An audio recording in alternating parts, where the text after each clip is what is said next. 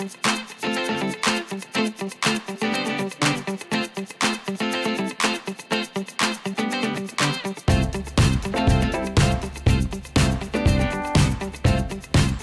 week's Parsha, Parshas Vayechi, we see how Yaakov gave blessings to his 12 sons, the tribes of Israel. We see that some of the tribes don't get anything which is remotely sounding like a blessing. It sounds more like criticism than a blessing. Like, we see Reuven, you were impetuous. We see about Shimon and Levi, you use tools of murder to kill people, and it's referring, of course, to the city of Shechem, where they took revenge for their sister's abduction.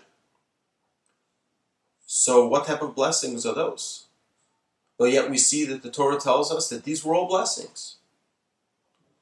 So, of course, there are many answers given in the words of our commentaries and our sages, but I want to share with you one idea which I think is very critical and important for us to know. Our sages tell us that the greatest blessing you can give a person is by telling them a trait that they can repair. Giving a person criticism, but from the heart, not just criticizing for the sake of criticism, but constructive criticism, where we care and love the person, where we want to help them, we want to make them a better person, we want to help them become a better person. That is the greatest blessing you can give a person, is to bring to their attention something that they can fix. My grandfather, of blessed memory, used to say that the greatest form of blessing is to tell someone their flaw.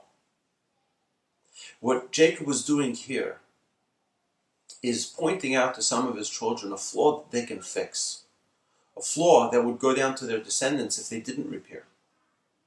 So in telling them, these few tribes, what they needed to repair was the greatest blessing indeed. Now, if we just put this into perspective, what is a blessing? A blessing is putting out a good will out there.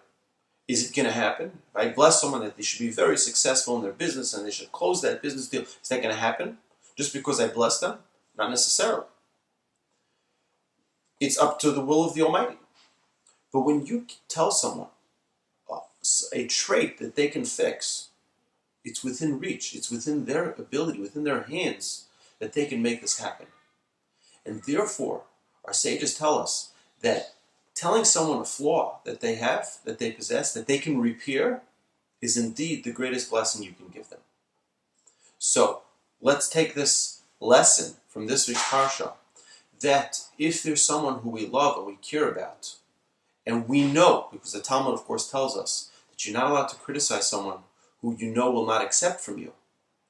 And just as in the words of the Talmud, just as there's a mitzvah to rebuke someone who you know will accept, there's a mitzvah not to rebuke if you know they will not accept. So you have to really know the person well before you even consider chastising or rebuking better for their benefit. So let's take that into consideration, that if we really love someone and we really care about them and we know them well enough to know that they will accept our rebuke, then and only then we can share that with them. Jacob, of course, knew that his sons would accept that, and therefore gave them that criticism so that they can become the best possible people they can be. Have a wonderful Shabbos.